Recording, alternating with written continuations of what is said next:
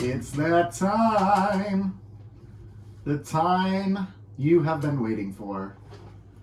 The time of keeping up with the Cardassians. I was going to guess that. Yeah, were you? Yeah. That'd be a smart Those are guess. the top 2 or 3 guesses. We are a proud affiliate of the Odd Pods Media Network. I am Nick. This is Rob. I'm Joe. And we are a Deep Space Nine podcast, review podcast, that also likes to talk pop culture. We do. We like to spend the first half hour just gabbing, just being the boys, talking about boy stuff. Just chatting. Just chatting. Second half of the show, we got 2 episodes to review with you. We got Apocalypse Rising and The Ship. The beginning of Season 5. The beginning of Season 5. This is a Season 5 premiere episode. Episode 50. Season 5 of premiere. Keeping Up with the Cardassians. It is. It is episode 50. This is awesome. Well, we put Ish. 50-ish, because technically we've gone over, right? I No, yeah. well, this is the 50th main episode. Yes. 50th main episode. Yes. We have our bonus episodes, and we're not going to get into bonus episodes. No, We're nobody not likes talking- bonus. Don't. You said we We kind of nixed out the B I'm word. not talking about the B word. Yeah. But we're back after a 2-week hiatus from actual recording, because last week we aired our word burglar interview, which was just a blast. And, Yeah. you know, the great thing was we recorded that, in September? I think August. it was? I think August. it was We August. recorded it a long time ago. So, I listened to it the other day, and I totally forgot about how much fun that interview was. Yeah, it was a lot of fun. But we kind of sat on it for a while We because... did. Why did we sit on it? Yeah, we sat on it a while. We did. Yeah. And then we'll... Yes, we sat on Yeah, it. we did. Well, wasn't it because Mr. Word Burglar has a... Yes, he has some stuff coming down the pipe later this month, I think. Yeah. I think he's working out the details of the another vinyl release of one of his records. Yeah. Run your business, right? I think it is Run Your Business. Yeah. So, yeah, it was a fun time. But Wordburglar.com. Yeah. You can get all his records there. Yeah. I think he has one on vinyl. There might not be any left on vinyl. I'm not sure, but you can check. On But you can get them on. wordburglar.com. Yeah, because he only did the one on vinyl. Welcome to Cobra Island. Yeah. And I think there are a few left. But you can get T-shirts. You can get CD. I think you can get them on CD. Right. Yeah, you can get hard copies. Yeah, You can get all kinds of stuff. all kinds of stuff. All kinds of stuff you can get at the Burglar Man's place. So, Mr. Burglar. Mr. Burglar's a good guy. Yeah, Yeah. he'd be a huge supporter. So he's fantastic. Yeah, He is. he's a friend of the show. He's just a really cool guy. Really fun. He's a nerd like us. Man, My he's great. question is he a good man knowing that he steals words from people? He's a thief. Yeah, but And yet we like him. yeah, but the words don't really belong to anybody. So if people are keeping They them for belong to themselves- someone because he's burgling them. Yeah, he's like I feel like he's the Robin. Is Hood. he like a Robin He's Hood like of the the Robin Hood words? of the word. He's giving them back to the people? Yeah, Ooh, these I belong like to that. the people. Yeah, I like that. He's burgling them for the people. He's the Robin Hood of rap. Nice. He's going to steal that tagline now. The Yeah. Robin Hood of rap, burgling words and bringing them back to the people. So, anyways, gentlemen, I must admit that I'm in excruciating pain right now. I hurt my ankle pretty bad. Nick, You were both there for I that. know. But, Yes. audience, neither of us did it though. I heard a pop, and I feel every bit of my 38 years old, and it hurts. You want some aspirin? I don't want aspirin. You want a massage? I do, Okay. but not on my ankle. Can we do that Or a on back air? It's a massage. special episode of A Keeping very Up with the special. Cardassians. No, this is a clean episode of it's a- Keeping Up with the you know, Cardassians. gosh, that's we're just trying to fix some electrical work here at Rob's house because the circuit is popping, and I go outside to get to a circuit, and I trip, and when you roll your ankle, and you just know it's going to be bad. I knew right away. Yeah. What did you It's trip not over? Nothing. Absolutely nothing. I was knew just that. going down a step. I knew that. Yeah, you saw it. Hey, walking is hard. Yeah, it is. It is. You know what, though? I must admit, it's fun watching people trip. As long as they don't get I seriously mean, hurt. I saw you and I had a blast. Yeah, it's fun because it just looks so awkward and uncomfortable. I mean, it's a pretty great feeling. It was. I thought you tripped going down the stairs. Yeah. At which point I was like, oh, that feel bad for him. But then I realized I tripped just- over nothing. I And I'm just, like, okay, I just I literally rolled my I ankle. retract everything. And you know when you have pains or whatever, like when you have bad, like you're really sick or something, you get the cold sweats. Yes. And like you feel the adrenaline rushing. I'm like, yeah, I definitely felt that. I'm like, I got to sit down because I'm feeling a little lightheaded for a second. I mean, did you roll your ankle and then have a stroke? What? I might have. I need to get an EKG. Oh, Apple, come on, tell me, am I dying? Do you have the new one? Yeah, is that the Series 7? No, this is the 6, but it does all that. Oh. No. It has the EKG monitor and all So that. there's 2 things I would prescribe for you. Dr. Joe was going to prescribe 2 things. Okay. Prescribe for every injury. Do we get a new song for this new segment of Dr. Joe? Yeah. Dr. Joe, Dr. Joe, No. tell me about some medicine, some more. Well, there's only one episode because I prescribe this for every injury. Robitussin? Robitussin and Bengay. Oh, there you go. Bengay is, I do like the feeling. Bengay for topical, Robitussin for literally anything else. Yeah, there you go. There you go. I once had a roommate in college who was kicked out of his dorm for selling Robitussin to roommates. I just give it for free. Yeah. You can sell. There's a black market for Robitussin.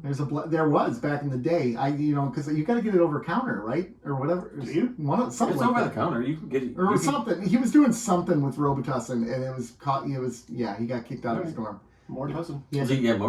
Was he making like scissor or something? I think he was. Okay. And so then he moved in with me. He was a really cool guy. Hey. I loved. He was a great roommate. He was Oh, actually my nice. second roommate because my first roommate got kicked out of college for dealing pot out of our dorm room. Oh, nice. Right. Yeah. Nick and the drug dealers. I know. I mean, it was a blast. It was a blast.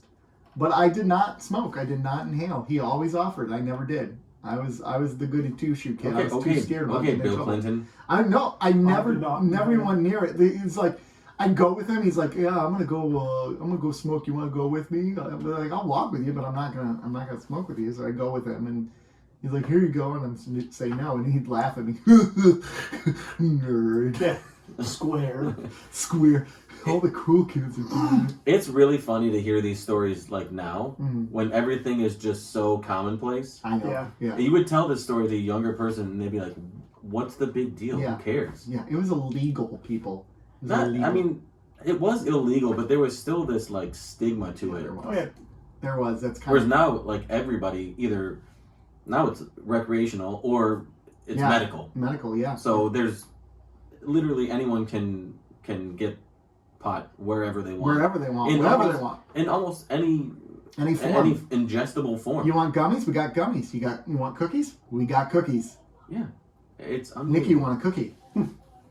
They I don't know. yeah, they really know how to market it. They really do. It's Put it crazy. put it in snacks, and you got my attention.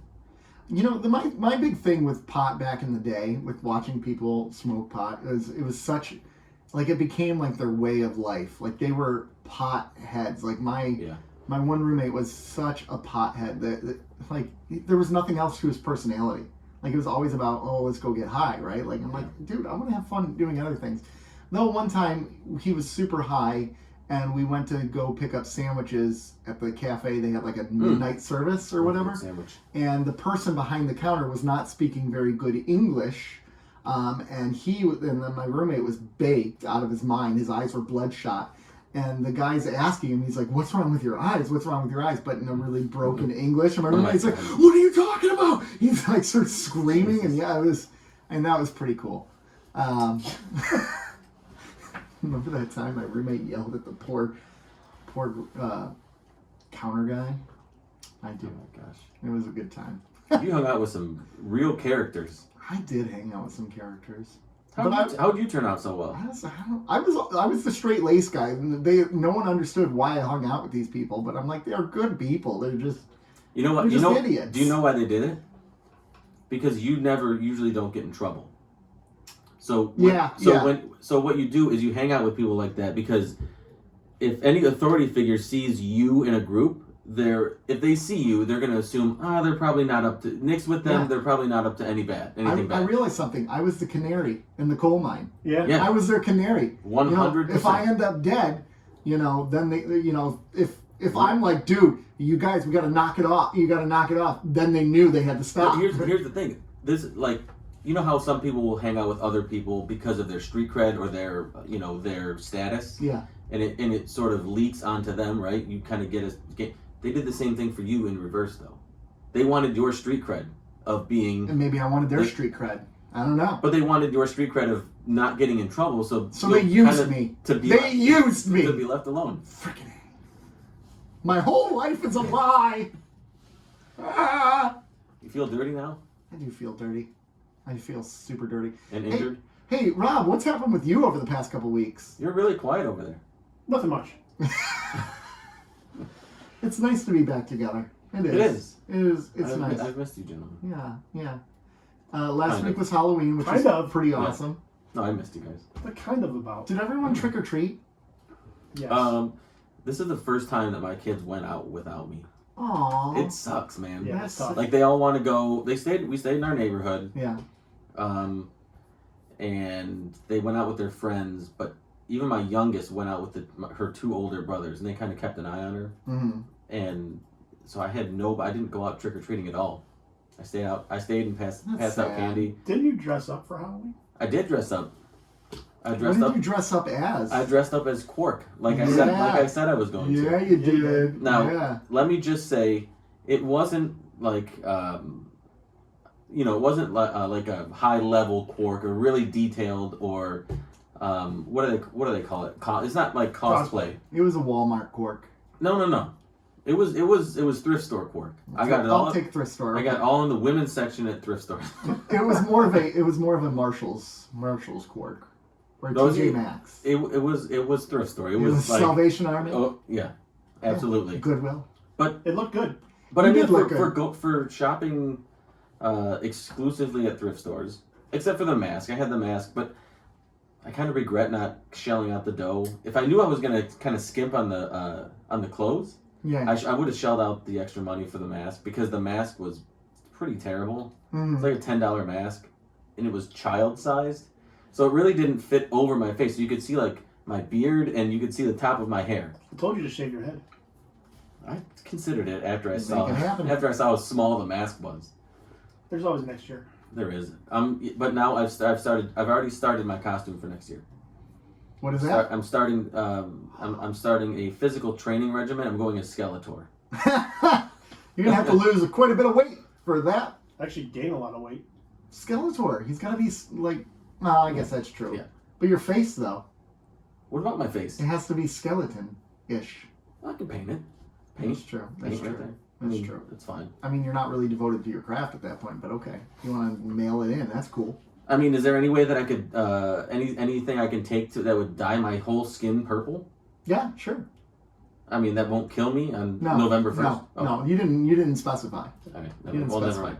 I'm gonna paint myself purple. Hey, we tried. We did our best. Anything else going on? Tonight, there's the Center Seat documentary premiering on History Channel. Tell me about that. What is that? It is celebrating 55 years of Star Trek. There's 6 episodes. I think so. Yeah, premiering every Friday night. On History Channel? Mm-hmm. Oh, I got a DVR of that. What? Do you have a DVR? You know what I signed up for? I signed up for that Fubo TV or whatever. So I got the digital DVR or whatever. Oh, nice. So Hulu has that too. Yeah. So I signed up for it. So I got to DVR that bad boy, keep that saved, and go back and watch it. So I'm excited for that. I'll watch it. Yeah, me too. I'm hoping it's on Hulu or something so I can watch it. I would imagine. We'll see. Somewhere. It's gonna be somewhere. I mean, if I'll just go over to one of your houses and watch it. Yeah. There you go. I have Hulu Live TV, so just Ball, yeah. No. Making those big bucks, making it happen. Mm-mm. Yeah. They have a digital DVR, like you said. My oldest son saw that feature. Like it said, I was gonna watch something that said, "Would you like to record it?" I was like, "Why would you record something? Couldn't you just stream it?" And I was what era do we live in? Is this 2006? But I was like, it wasn't that long ago that we were recording stuff. Less than 10 years, wasn't it? And immediately I felt old. I felt old from when I was not that much younger. Do you remember how big Tivo was for a hot minute? Oh yeah, we had one. Yeah, I bought one and then it didn't work properly with my cable provider because that was the time where they figured out a way to like. I never owned a Tivo proper. Yeah. I owned whatever knockoff. Tivo. No, I owned whatever. Tivo. Yeah. Whatever cable company provided you for DVR. Yeah. Yeah, I had those too. Yeah. But I never owned a proper Tivo. Yeah, but Tivo was huge. What happened? I think they're still around. Are they They're still a company? They maybe just sell their equipment to use within. I got news for you. There's still people that record stuff. Yeah, maybe some cats that don't have that cut the cord. My parents have like either Dish Network or one of the. They still have a cable provider, whether it's a Dish or whether it's like a hardwired cable. Yeah. And they still have a DVR that's provided by their service provider, and they still record stuff. Why not? I mean, if that's what they're doing, there's still a generation that uses it. I think Tivo still sells products. Oh, they have things like, they have one for cable, designed for cable. They have a Tivo Stream 4K, so you can stream, right? They have one for antenna, over-the-air antenna. They have a Mini Lux, which allows you to take recordings from another room and put them into a different room, right? Oh, nice. So, they found some ways. Good for Tivo for kind of rolling with the punches. Yeah, they found some ways. Good. Because that was a quick. Hey, we're here, and hey, we're gone. Yeah, we're streaming now. Right. It's kind of like it's kind of like those like the mask companies at the beginning of the pandemic. If they did things right, they made a fortune. Yeah. But then now no one's buying them already. It's kind of fading out. So, flash in the pan. Or like the creators of Pogs back in the day. Remember Pogs? Fidget spinners. Fidget spinners. Yeah, but they're still kind of around. Are they? They to are. an extent. Yeah, not as big as they used to be, but. No, because now everything is whatever you poppets. Those types of fidgets. Yeah. Don't get those. I don't understand these kids today. You guys sound old. These kids today. I don't get it. I They really need don't to- get it. If only they understood the value of Tamagotchi like we did. Right. Says the generation that played with that literally threw metal at round pieces of cardboard, stuck our fingers in one of those trap things. Chinese finger traps or whatever they called them. Yeah. Had slap bracelets. We're literally beating our wrists with pieces of plastic. My gosh, I love those things. And here we are sitting here like, I don't get these poppet things. I know. Yeah. Kids were dumb. Yeah. We had the freaking skip it thing, the thing that would always slam into your shin. Oh, my it's still God. around. My kids had one. Those things are dangerous. If you ever got hit with one of those, it took you out. It probably doesn't feel any worse Do than you my remember- ankle does right now. Do you remember getting hit in the shin with metal pedals on your bike? Yes. They had like the spikes on them. Yeah. Yep. Yeah. Oh man. That was brutal. Life was hard. Yep. Kids don't understand. Yeah, they don't. That was brutal. Having to blow in your game cartridge to get it to start. Yeah. Even though that was a myth. But No, it No, wasn't. it wasn't. It worked. You're out of your mind. It worked like 85% of the time. I mean, it's not good for the cartridge because you're actually blowing like moisture onto it. Yeah. But it absolutely worked. But when you pop that thing in the NES and you had to move it to the left a little bit, Oh, you gotta move it to wiggle the it? Yeah. right a little bit. Oh my god. But it made us better. It toughened us. It hardened our scales. Speaking of the 8-bit, did you guys see the 8-bit trailer that came out? I today? did. I haven't watched it yet. What's the? It looks fun. What's It the looks premise? Yeah. It is Neil Patrick Harris as a dad. He is telling his kid a story about how he had to try to get a Nintendo Entertainment System back in the day. Yeah. Oh, that. Yeah. Okay. He So wanted it's one. like, His parents wouldn't buy him. And Yep. it's like him reminiscing about his childhood. Yeah. Okay. So it's gonna do flashbacks. It looked fun. Fun is a good word. Fun's a good word. I wouldn't take it seriously. No. I don't even think I would ever rate or critique this movie. I would just go see it for nostalgia purpose. Yep. Yeah, there's something to be valued in that, right? As long as it keeps me entertained, that's all that matters. Yeah. Mm-hmm. And then also Star Trek Prodigy premiered. I saw that. I have not had a chance to watch it yet. Shocker. It's definitely for kids. Yeah. Definitely. That's all I got to say about it. Yeah. Did you watch it? Yeah, I did. And Yeah, I mean, it's not bad. But now it's is it did all of them drop at once or is it a weekly one at a time. Yeah. one at a time? Okay, I like that. I kind of do like that. Yeah, I me wish too. they would bring that back for things because it's making me enjoy some of the shows I'm watching on Apple TV now are once a week and it's making me enjoy it that much more. I started watching a show. What? Did I remember? Yes, you did. Sick? Yeah. With Michael. And Michael it's Keaton. episodic, and I like it. It kind of keeps that anticipation up. That level. It's feeding you. It reminisces back to the you have to be there to watch a TV. Mm-hmm. Yeah. Yeah. So Definitely, yeah. definitely, yeah. Right. Definitely, yeah. I feel like our energy is a little subdued today. Mine is. Well, yeah. You're not feeling great. You're a little down in the weather. I mean, Joe's rocking a beard, so he's got that weird No, it's a mustache. It's a mustache. Yeah. He's got that weird for Movember. drive a white van It's look. near going to him. November. It's near Reese, November. No, it's Movember. Movember. What is Movember? Movember is it's like a movement or an event every November that people either shave a mustache or grow a mustache to bring awareness to men's health issues. Okay. Primarily prostate cancer, testicular cancer, and men's mental health issues like suicide or just other mental health issues, which in the male community still has in 2021 still has a stigma. Right. Men generally don't talk as much about their mental health as women or non-men. Right. And they should. The non-men just made me laugh, that's all. It's just the look on your face. Yeah. That's a thing. Yeah. Yeah, it's true. I was just having this conversation. So I do my pub theology group every first and third Thursday of the month, and which now that it's back in person, yeah, I'm gonna go to one. They're fun. They're a lot of fun. He can't because he get that 3 a.m. wake up time. 3 a.m. wake up times. So we go to this place, Commerce Public House, and luckily it's a place that's not very busy on Thursday nights. It really helps. And it's a group of 15 to 20 guys, and it's just basically like questions, like open-ended questions, right, about all kinds of things. Anyways, this is all to get to a bunch of guys carpooled with me the other night, and as I was driving home, we were talking about that very issue, like why don't men talk about these issues? Like they're like, because it started off with women, like, women can be so catty and mean to each other. I said, yeah, that's true, but at least most of the time they're pretty open and honest about their feelings. Does it have some issues in there? Yeah. I said the problem with men is we ignore things, or we don't talk about deep things. We don't talk about important things. We could be really struggling with something in our life, but we'd rather talk about the football game, or because we just don't want to be judged, it was just an interesting conversation that we got involved in about that. Is there something deep you want to talk about? There is. What's that? I'm in love with you.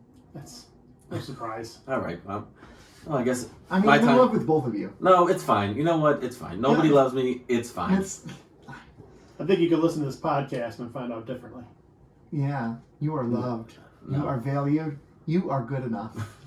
Gosh darn it, people like you. People like you. Oh my gosh. It is so interesting to think about why guys don't open up about stuff like that. I mean, what makes it? Is this the world we live in? I mean, no, it's just it goes back a long time. Yeah. How do you break that cycle? Like, that's what I think about with my kid. How do I break that cycle? Right? Well, I mean, yeah, you have to start young and set an example. Like I set an example, I try to set an example with my kids and be as open and honest as a parent should be. Yeah. There are things. There are lines. There are lines. There are lines, and I think there are certain milestones or certain times in one's life where certain topics start to become more relevant, and anything before that, maybe you shouldn't broach the subject, or maybe the child maybe isn't mature enough to understand the nuance of the subject. Yeah. Yeah. But I try to be open and honest and encourage. Ominous. I try to be open and ominous. I'm very ominous. I'm open and honest and ominous. But no, I try to be open and honest with my kids and encourage them to ask questions, and I will usually answer them to the best of my ability. Yeah. Or say I don't know, we can find out, or let's look that up, or maybe somebody else would know, or I don't know. I think starting early and kind of setting the air of openness around a younger generation will help. Yeah. Help kind of make it a bit more acceptable or okay, or raise the comfort level for a younger generation of men. Yeah. To talk about how they feel and what they're feeling, how something affects them, things they might be struggling with. Mm-hmm. So I don't know. I like it. I think it's a very important issue, especially with men, being a podcast of three men. And we've talked about mental health, right? Three men, three? One. We had to count it out. 2, 3. There's three of us. There's three of us. But yeah, we've talked about mental health. We've talked about suicide before. Mm-hmm. We've talked about a lot of issues. We've talked about getting your D checked and your D checked. Gotta get that checked. Check your D. Check your B's. Check your P. Yep. Your P. Check all of it. Check it all. Check it all. We've been a proponent of all of these things. So. Check all of them. Let's get a Patreon level. We'll check each other's prostates. Isn't that a weird thought? Can we do the polygraph first, or is it a weird thought that we're now officially into that age where you have to start worrying about that kind of stuff? Though, like that's that's just a weird. Rob's invincible. He's not worried about it at all. Nothing wrong ever happens. When to it's Rob. your time, nope. it's your time. It's your time. It's your time. You're gonna go. All right. Just realizing, maybe it's just I had a close call with death today with my ankle. I don't know. I'm just reflecting on life. Did your life flash before you rolled your ankle? It hurts so bad. Oh my gosh. Oh goodness. Anyways, anything else? No, we're almost dead. Anyways, I think that's about it. Yeah. Is it that time? Is it? Is it that time? Time for Animaniacs?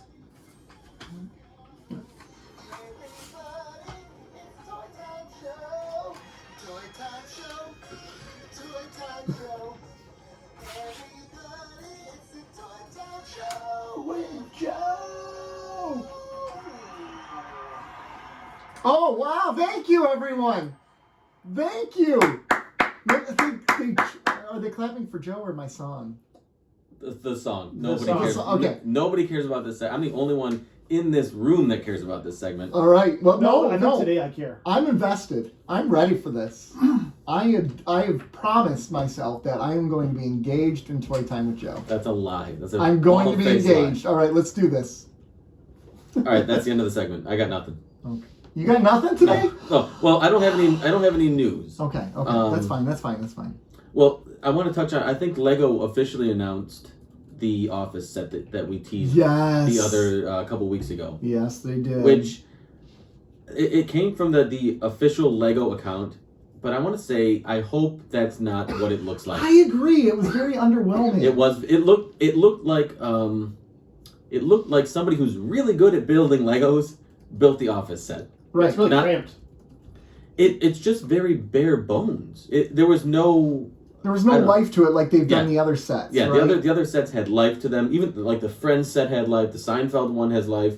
You know what it reminded me of? The Mega Bricks set. Like the cheap Lego knockoff sets? Yes, 100%. Yeah, but there's no Easter eggs in it like the other ones tend to have. Oh, there was. There's a kitten, there's a cat. There's not Kevin with his chili though. I mean, no, there are more Easter eggs they could have done.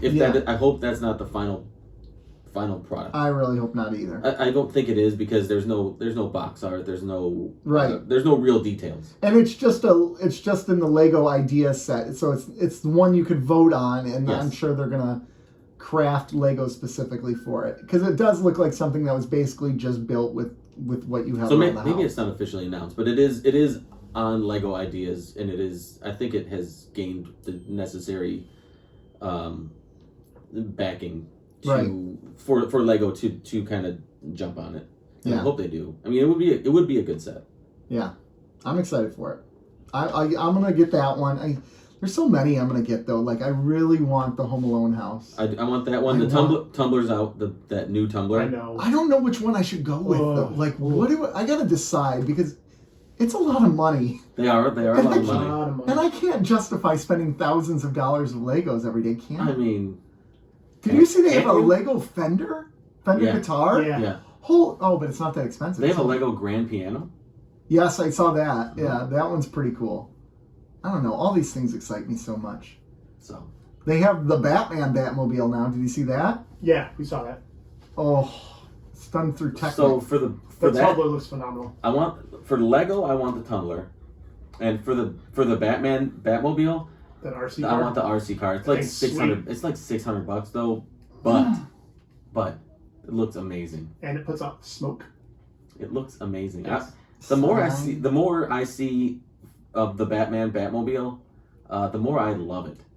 I'm so excited. I'm so excited.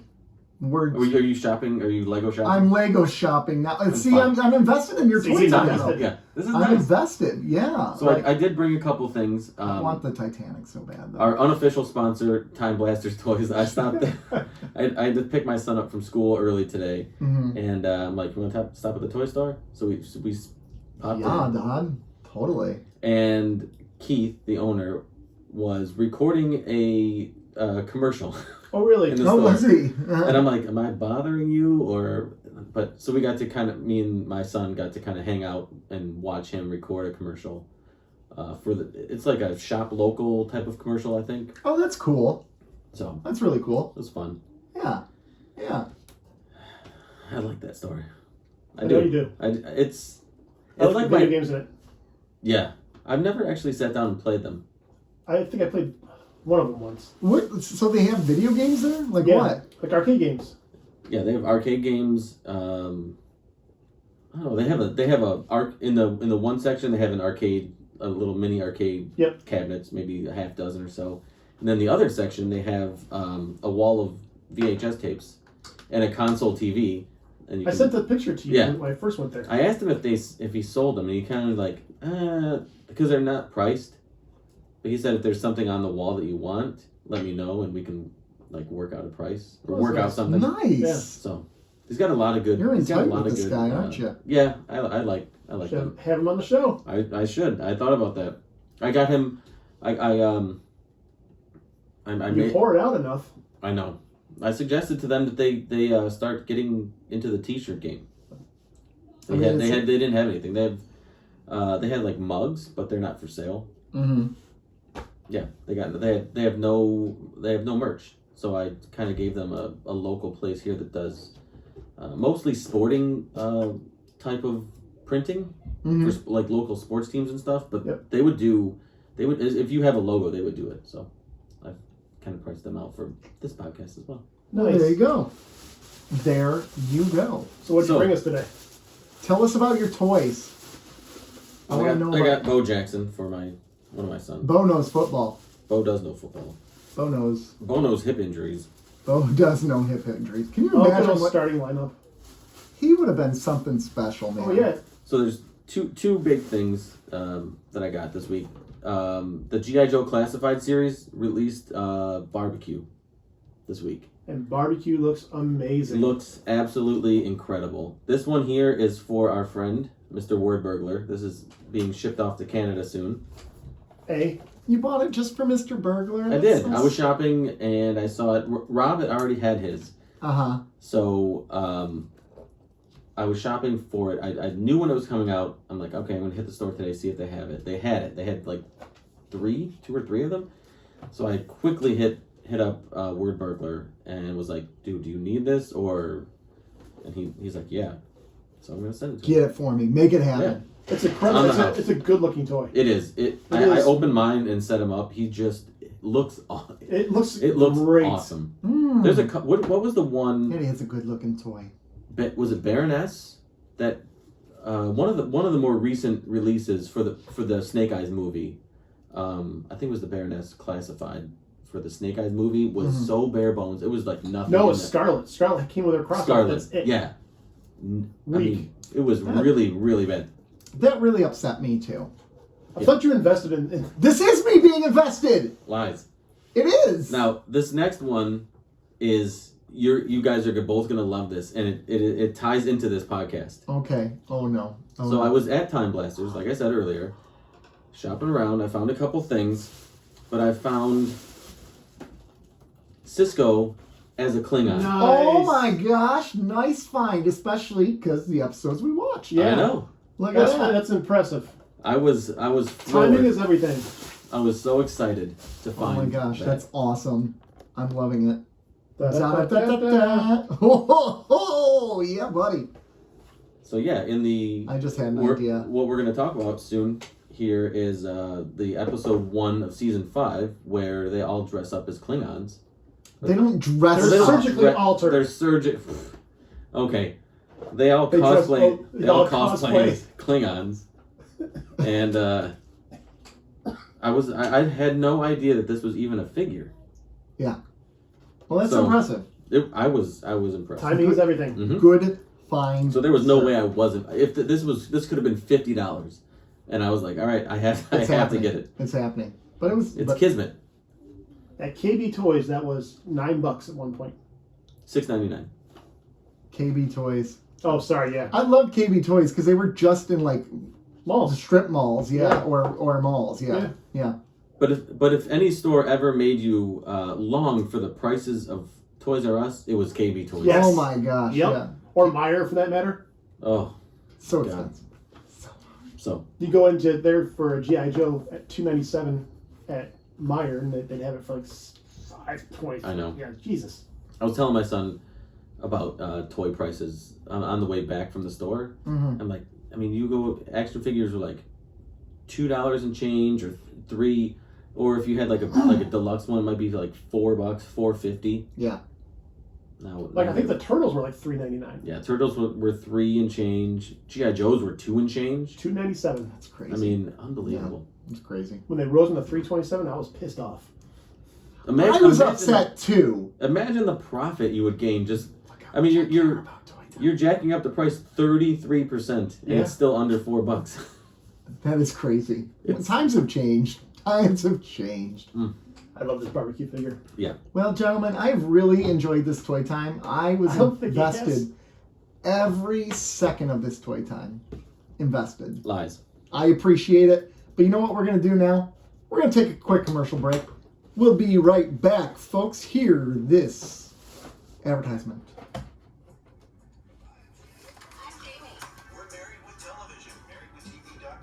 We're muted. Yes. Married with Television. That's the promo that's running right now. Yep. Who? Married with Television. You can't hear it? What? You can't.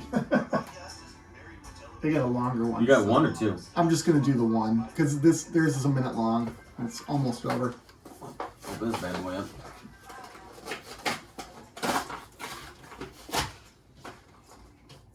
I thought this was perfect. That was great timing. MarriedWithTV.com. We're back? We are back, folks. We have 2 episodes to review today. We are now in season 5. Season 5, Apocalypse Rising and the Ship. Apocalypse Rising, you ready for the summary? Yeah, let's do it. Let's do it. Summarize us. Apocalypse Rising starts off. We are back into the Cleon Federation War. And the Federation has been tasked with exposing that Gowron is a changeling. So, of course, they assigned Sisko and all the major bridge crew of the... It was only 3 of them. I know, it was only 3 of them. So they assigned them to pose as Cleons and infiltrate and basically set off a weapon that will make him turn into his changeling state. Here's the thing, Odo doesn't want to go because he's a depressed drunk now. Because he's a human and he's really struggling, but Sisko makes him go. He says, "You gotta come." He's basically throwing him a bone here. He knows he's probably not. Throw me a friggin' bone. He's not the most qualified at this point because of his state, but Sisko is using this to bring him back. Anyways, they go to the Cleon. They go to the Cleon thing or whatever. They're going after Gowron. They get caught, and they talk to Martok, and they're like, "Martok, you know he's a changeling." And Martok's like, "No, he's not." And they're like, "Yes, you do." And he goes, "Yeah, you're right." So then Worf challenges Gowron to basically a battle to the death. And while all this is happening, Odo, in the background, realizes, wait, why is Martok so game for this to happen? And if Gowron was really a changeling, he wouldn't be battling this guy to the death. Oh, guess who the real secret agent is? It's Martok! They tricked Odo all along into believing Gowron was the bad guy. Episode ends with the Cleons and the Federation now at peace. Boom, story wrapped Not up. at peace, but working towards Yeah, it. they're going to work towards it. Whatever, they wrapped it up. That's pretty much it. That's the episode. That's it. In a nutshell, In a nutshell. their goal is to get back to where they were at the end of season 3. You know what, though? I hated that. Yeah. Yeah, I hate the fact that you've built up this war now with the Cleons, and you've started it at the season finale, and then you wrap that story up within 40 minutes. You kind of tell that they didn't really want to do it in the first place. Yeah, it was kind of a forced thing, right? It was a force for Worf. Is that what it was? It was a force by the studio to try to force them into something a little more energetic and appealing to the Star Trek audience, and therefore being able to bring Worf on, which would appeal to the Star Trek audience, and get a Klingon war going, and show some bat lefts and watch Rob play with dolls, because he's doing that right now. Me. Joe. This is Joe. Joe. That's Joe. You're Rob. I'm Rob. Sorry. And this is Nick. I like that Odo really leaned into being a human just by drinking immediately. Yeah. I liked his thing about talking about the bubbles or whatever, really appreciating that. That was a really cool thing. Yeah, we're human. We like to drink and eat. Yeah. I mean, he got it really quickly. But not only that, but like how much of it, it's not just necessarily about needing it for substance. It's about also enjoying it, right? Yeah. And really appreciating it, right? I mean, we could survive probably off of rice and water, but I mean, would we enjoy life that much? No, because there's no Not so pizza. much. There's no pizza. There's no pizza. Rice pizza, maybe? Oh, come Did you say on. rice Get pizza? out Rice of here. pizza? Rice pizza? Pizza? That's worse than like cauliflower pizza. Why haven't they made like a Chinese pizza, like a Chinese food pizza, like a sweet and sour chicken pizza, or like a Kung Pao chicken pizza? What are you doing right now? Yeah. Oh, like, I'm just saying, why haven't they done these things? They've made BLT. This hurts my soul. Because it would taste like butt. No, I don't think it would. I mean, A Kung Pao chicken pizza? Sign me up. I'd eat that. I'd eat the heck out of that. General Tso's chicken pizza? Yeah? Sign me up, General. no, I don't know. I don't know if I want to fight in that army. All right, No. so anyways, off the pizza argument. I really wish this episode would have stuck more with Odo and dealing with what he was going through, right? Like, that's a really interesting storyline. Him struggling as a human and trying to figure what his place is. I really enjoyed that scene and that part of it. I agree with you that I wish they would have leaned into that a little more. Yeah. But instead of immediately putting him in Klingon makeup. And then solving Good as a Klingon, though. He did. He was really Cisco looked looked amazing. great. You couldn't even really tell. Like when Martok's like, I recognize Sisko anywhere. I'm like, how did you recognize that? That was pretty impressive. I didn't even recognize. I didn't even recognize him half the time. And there's Cleons on the screen. I'm like, tell me which one's Sisko. I don't know. He's got like the voice down. He's got the growl. speaking, the growl, everything. You know who was not a good Klingon? Worf. O'Brien. O'Brien. He's a terrible. Oh, really? Worf is. O'Brien's a terrible human. So. Well, O'Brien was very uncomfortable, or the actor was very uncomfortable in the makeup, and you could tell. Yeah. He was terrible. Yeah. Cole Meany. Yeah. Cole Meany. Yeah, he wasn't really great in that. And, that was a weird story. It's weird that they didn't really have a B storyline in this episode. Because the A storyline wasn't really that strong to me. Well, the B storyline was... They mentioned Jake on the promenade, right? Promenade.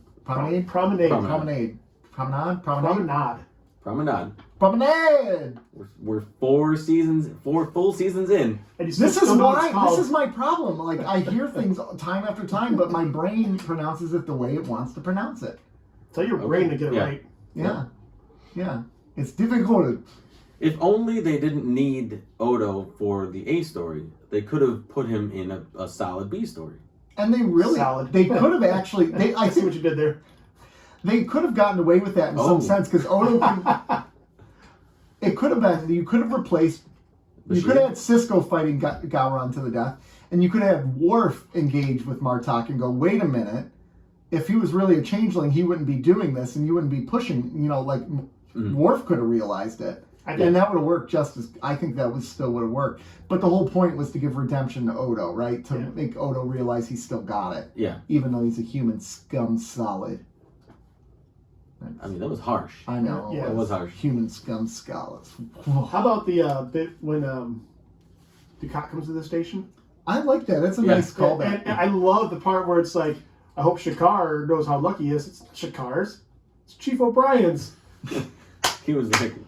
What? Yeah, and she was smiling on the turbo lift. I was like, she knew what she was doing. Oh, that was fantastic. Can we talk about how perfectly that Cleon bird of prey docked in the Deep Space Nine? It's like it was meant to fit in that hole.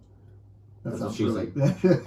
But like the way it like docked there, I'm like, this is a freaking Cardassian station, have they made modifications to fit their ships? I'm sure they have all kinds of portholes on those ships. Yeah. Yeah, they do. Because even the Defiant fits in there. Yeah. I wonder how many ships can fit in Deep Space Nine. How many does it hold? How many does it hold? Well, There's got to be an answer, right? there's upper pylons, and then there's all... Yeah, there's a model somewhere. You can just look at that. You can put in all different parts of Deep Space Nine. Is this Nick I know, doing right? this on the podcast now? Not us. I'm just talking Listen. about the station, how big it is. I'm curious how big the station Rob and I is. have reeled it back. We've been on our best behavior, right? I'm on my best behavior. And Nick is now on his worst behavior. This is literally Nick's worst behavior, by the way. Yeah, he's a friggin' saint. I'm not in a good place right now. My ankle is falling apart. I'm dying. It's anxiety and adrenaline. It's all pumping out right now. Nick, you rolled your ankle. You got a boo-boo.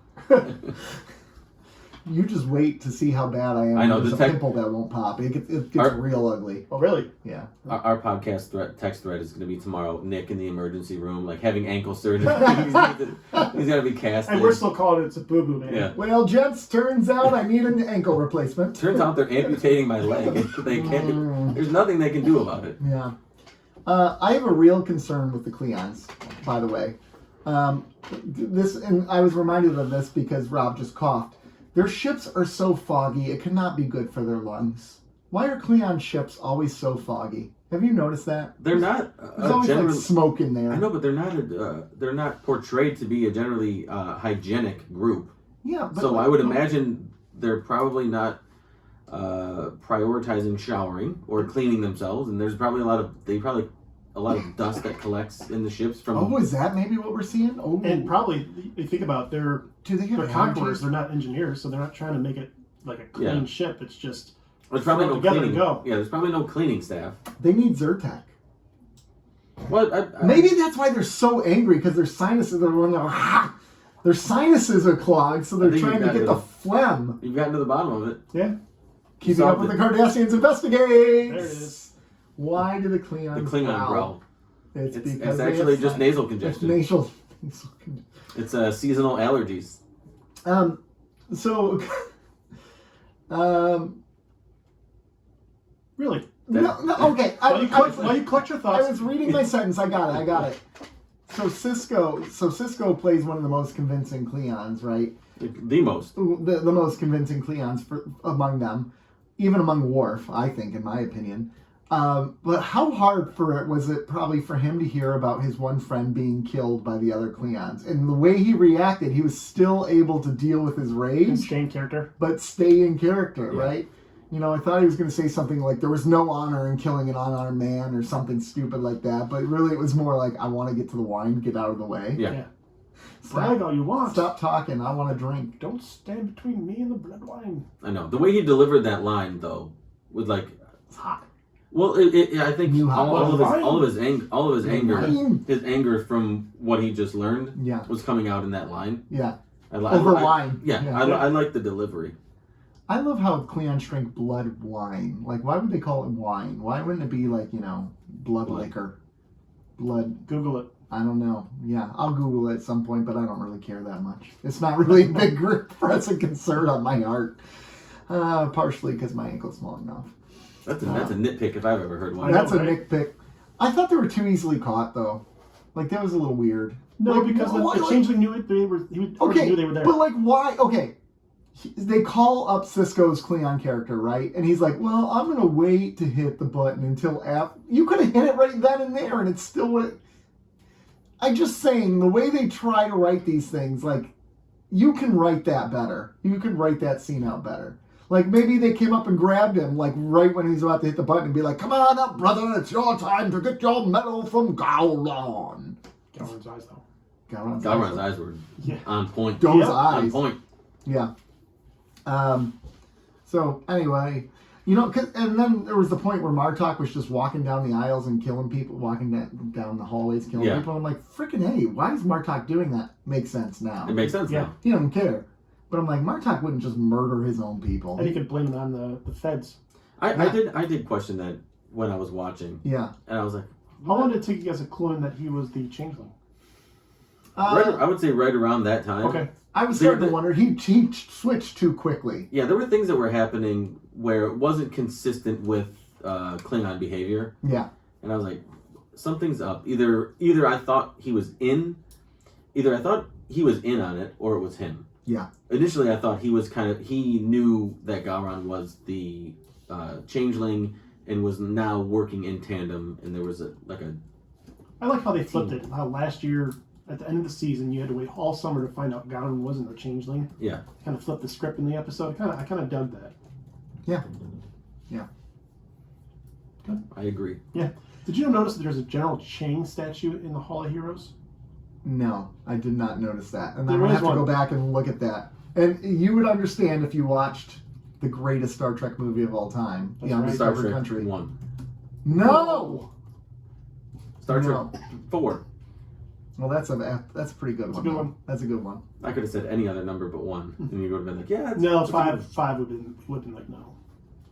But yeah, so General Chang is a general that maybe wasn't the best.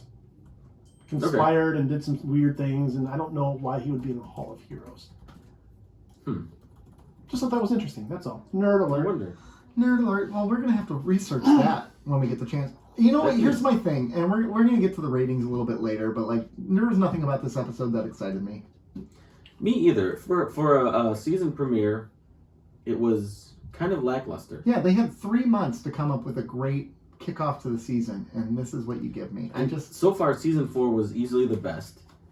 I thought it wrapped up really well, and then they tacked on a perfect cliffhanger. Only to wrap it up. Only to wrap it up in the next episode. Kind of, it was like anticlimactic. Yeah.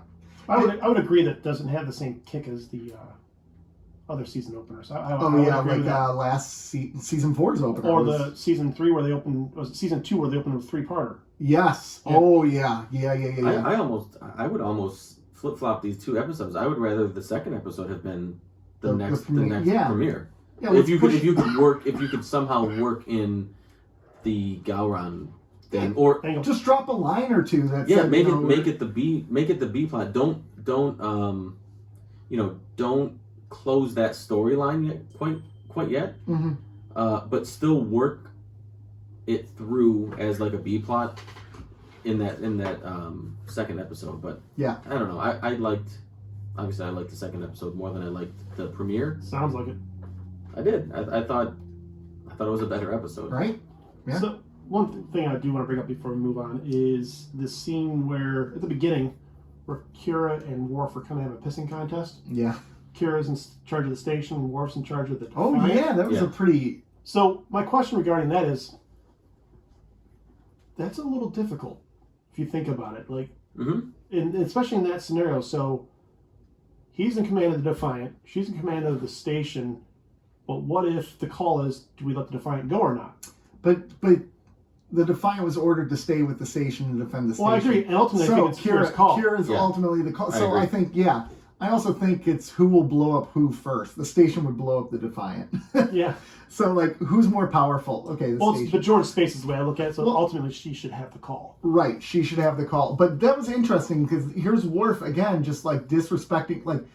That was unhonorable, I thought. Yeah, it was to be like, I don't care what your order is. I'm going to go get the captain, and then it was interesting why they added that in there though. Because why? Oh, I know why. I know exactly why. Because they wanted to show Worf's purpose being there is that he kind of is the point man on the Defiant.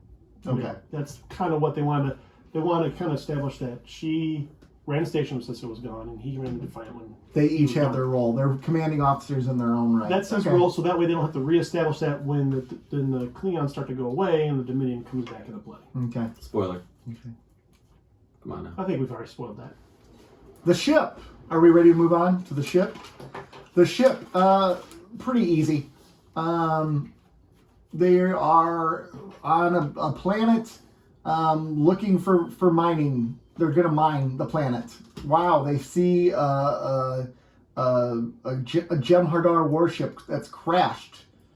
There's none of the crew there. There's no one. There's no evidence of the crew. They don't know what's going on, so they're like, ooh, we're going to take this ship. all during this time, O'Brien's getting really close with one of his engineering colleagues. Oh, that probably means they're going to die. This is sure enough what happens. The Jem'Hadar arrive. They start attacking the Federation. They want the ship. The Federation doesn't want to give them the ship. Sisko is negotiating with a Vorta woman. Neither one of them trust each other. So neither one of them budge on either one of their commands, and it results in a lot of people dying from Sisko's group, all the people dying from the Vorta's group, because they were trying to get the ship because there was a founder on there who was sick and he needed to get back to the homeworld. Founder dies, Jem'Hadar all kill themselves because they didn't defend it. Vorta woman's mad, Sisko's upset, episode ends. That's good. Yeah, can I nitpick? Yep, nitpick this episode. I don't care about this friendship that O'Brien suddenly has with this engineering crewman who we just saw for the first time. I knew he was going to die. His story, and the thing is, actually, it wasn't the first time I saw him. He's been in all 3 seasons. Oh, has he? Just a quick, in the background type of thing. I will say, he did a really good job playing that out, right? Yeah. As he progressively got worse, he did a good job. But I don't care about this character. That's what the producer said too. They said that's what they failed in. Yeah.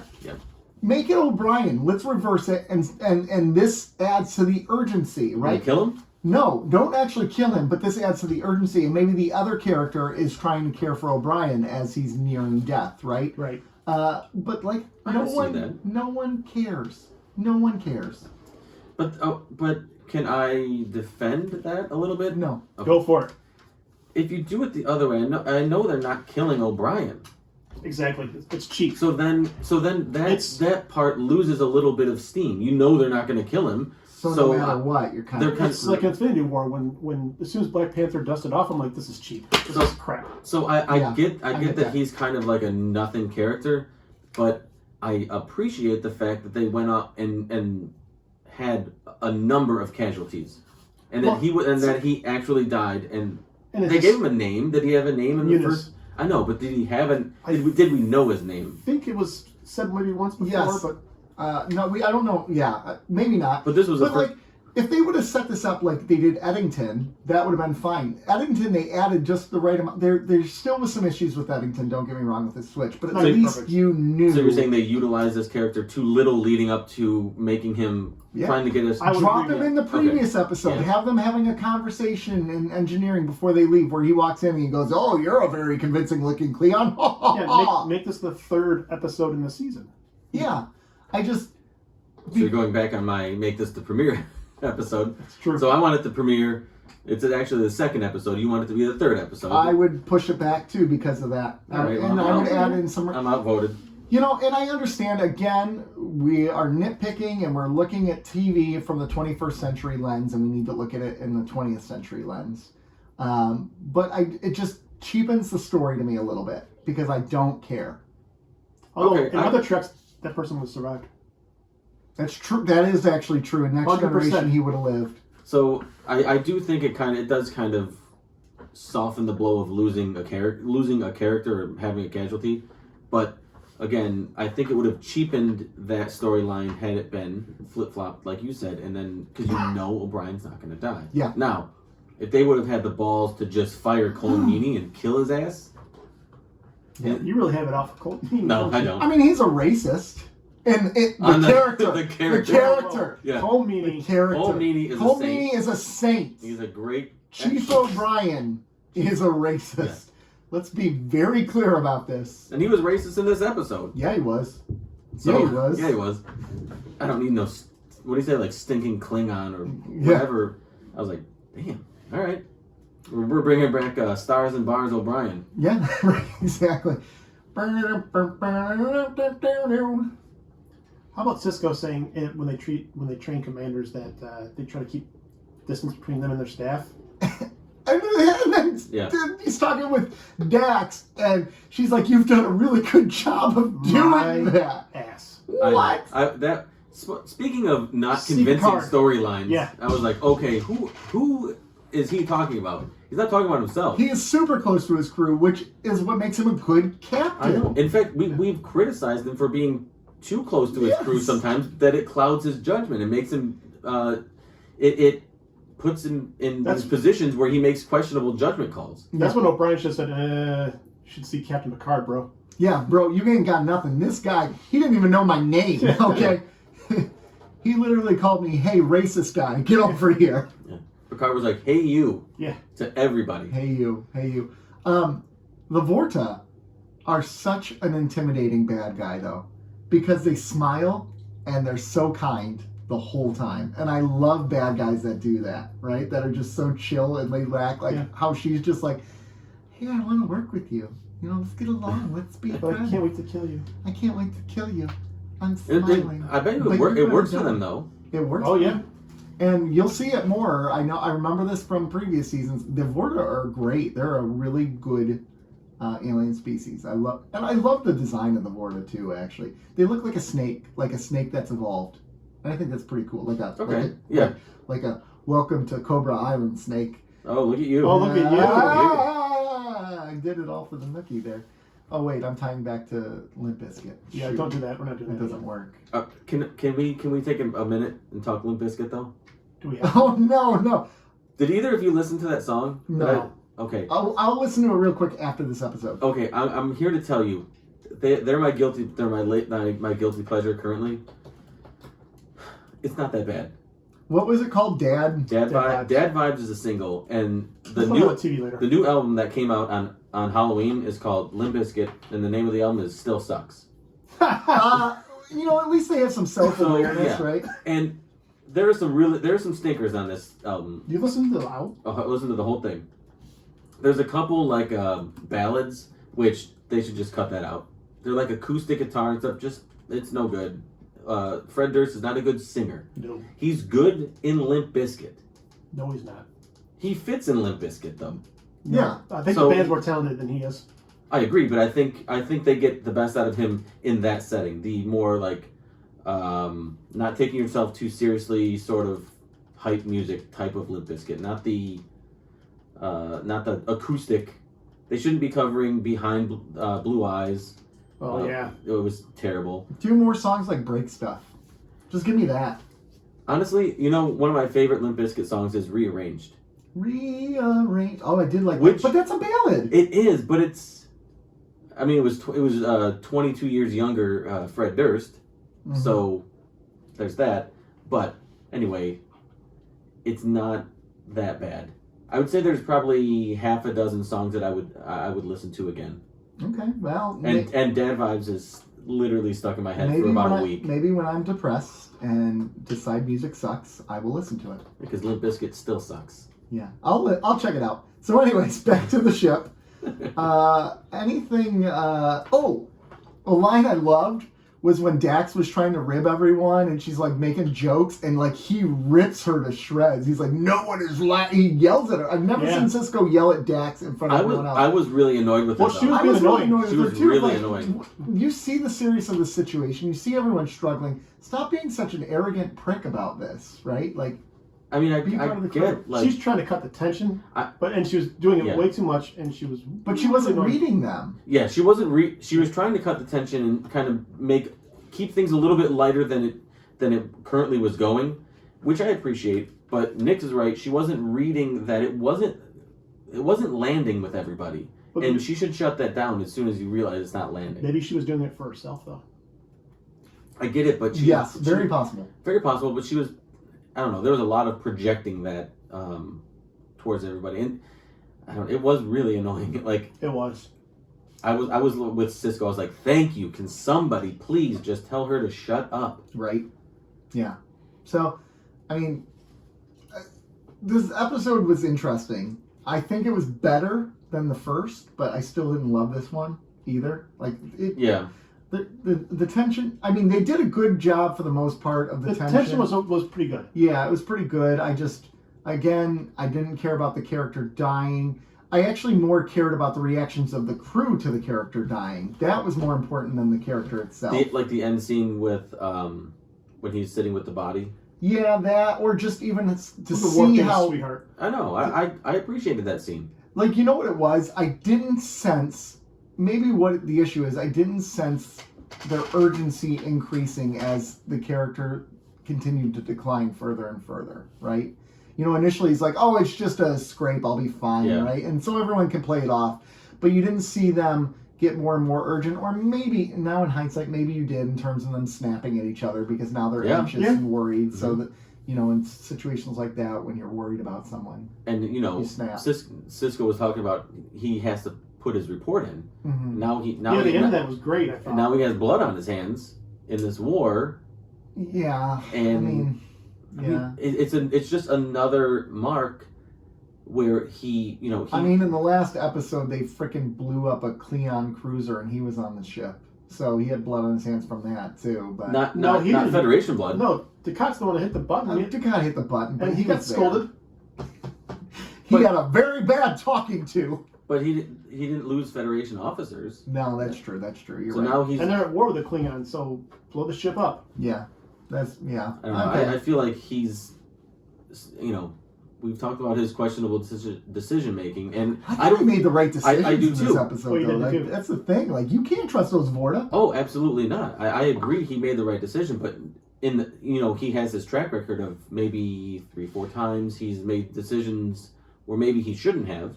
Yeah. And maybe the Federation, if they knew the truth, probably wouldn't. They're never going to know the truth. Those aren't going in any report. Yeah, probably would not like what happened. The Vorta lady was really mean. She refused to negotiate. Yeah. She was a poophead. They just kept attacking me. And Dax said she wanted to go revenge kill a Klingon, and I said, cool. Go ahead. Have at it. Yeah. Go have fun. You're good. No big deal. You have vacation days you want to use. Can we pay? Is there somehow we can pay you for this still? Yeah, exactly. Please wear your Starfleet uniform at all times while you do it. No, but I thought his decision making in this episode was spot on. I wouldn't have. I don't think he made any terrible decisions. Well, that's the thing. Like, you know, at the end when he was talking with the Vorta commander or whatever she is, they're like, if we would have just trusted each other, no one had to die. It's like, but why would they trust? You know, It's almost like he's thinking we failed, but I mean, I don't think he failed. No, because she didn't give him the information he needed. Yeah. And their history... She was deceitful from the beginning. She was deceitful from the beginning, right? And honestly, she's probably going to get killed when she goes back. That's not a foundation for trust. Yeah. Who? She's done. She's done. She's done. Mm-hmm. She's done. As she should be. But, I liked her. I liked how she was handling it afterwards, like how mournful she seemed and like how, like, crap. Like... Well, yeah, because she, I mean, just like Sisko, she lost people as well. And she don't care. Oh, the founders are killing her for losing that founder. Yeah. She dying. No, I'm not talking about the Jem'Hadar. She didn't care about them. Oh, the founder. Yeah, because it's one of her gods. Yeah. Yeah, I thought that was a good scene when she asked if there was any remains, and he's like, of course, go. Well, he said, she's like, do you believe in God? Oh, he's like, I believe in things. Yeah. Yeah. And what a cop-out. I believe in things. Yeah, we know he struggles with duty, honor. Yeah, well, shoot. Federation. The Bajorans view him almost as a god. Right, and he struggles with that. Yeah. But I thought that was a good scene where he does have things that he puts a lot of faith into. It might not be in his heart. And it might not be a deity, but it's something that he has a lot of faith as a person in these things. And if she said, she equated it to the founder, and it's they're different things, but if the feelings behind them are the same, then you can kind of get on the same level and understand how important it was that they returned with that founder. They didn't die. Yeah. I thought that was a good scene. Yeah. She's gonna be dead in a week. She's dead. Yeah. Less than that. If that long, right? Yeah, exactly. Anything else from this episode, gentlemen? I would get an Uber from that planet. I'd beat it. I'd be going through that wormhole saying, I'm hanging out with y'all. Yep. Beat it. No one wants to beat it. Rate the episodes. Let's start with Apocalypse Now? Apocalypse Rising. Apocalypse Now. What's better, Apocalypse Rising or Apocalypse Now? Apocalypse Now. Yeah, easily. Yeah, easily. I love the smell of napalm in the morning. Smells like toasted strudel. All right, I give Apocalypse Rising a very weak 6 out of 10. Ooh. It's lucky to make 6. I'm going to go 6 as well. Yeah, you are. 5.5 is still a little too low for me. 6.5 is definitely too high for me. Too high. Our score is 6, 6, 6. Yes. The mark of the beast, baby. In honor of Halloween just passing. That's right. That was on point, wasn't it? Exactly like Halloween. I have no idea what the hell you were doing. The Halloween song. Have you ever seen Halloween? The movie Halloween? You have? Yeah. Okay. All right. Well, you asked what he was doing. I have no idea what that is. That's 8-bit Halloween. Alright, the ship. The ship. Yeah. I'm going to go, all right, 6.5. That's what I'm going. That's exactly what I did. Crap. Wow. Well, we wrapped that up quick. Woo, all right. Good job, boys. 4 seasons of this, and we are right on point. We're right on point. I'm hoping we see some improvement already. I'm a little let down at the start of the season. I'm a little let down where we're at now, but I know some good stuff is coming. I know the first quarter of the season has one big stinker. Yeah. More than these? Yeah. All right. All right. Well, I'm just kind of disappointed because both of these advanced the war story, which they came back to at the end of season 4, and I liked, and they didn't pull me in. Yeah, any I don't further. feel the sense of urgency this season. And No, it feels like this is a very slow burning war, and there's like, I'm like, okay, what is happening? What is there any sort of, like Nick said, urgency to this war? Is there anything? Is there anything of consequence that is going to happen? I know we lost some people in this second episode, which now it's starting to, have consequences for the Federation, and maybe that will kick it into high gear or another gear. But up to this point, I mean, season 3 is right. Was season 3 when they set the table for the war? Yeah, because season 2 is where the John Dark came in play at the end. Yeah. So we have 3 is the search. 3, 4. And now we're starting the third season of this war. The downfall of this is it's another reset season. Yeah. Yeah. So they have to reset what Paramount wanted them to do. Now back to what they wanted to do last season. Yeah. Mm-hmm.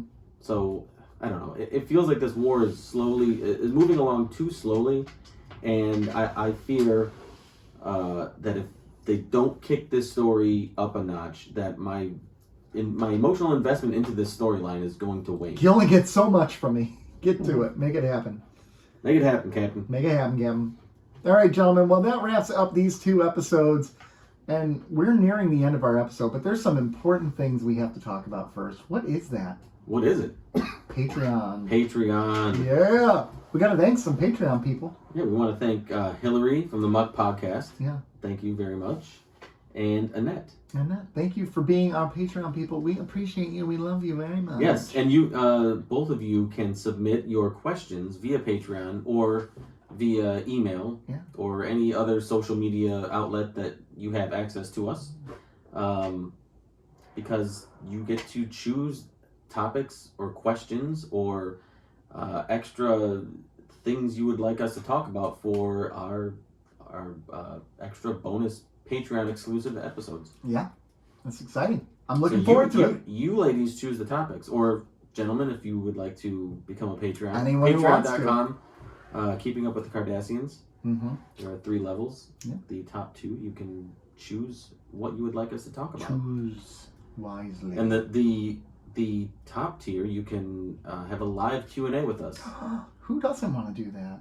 Most people, it turns out. It's pretty evident most people don't. Not right now, but they will. But they will. They will. Especially when the lie detector comes You out. know, the first question is going to be, how did you recover from your debilitating ankle injury, Nick? Yeah, Nick, are you okay? Is your ankle okay? Clearly not.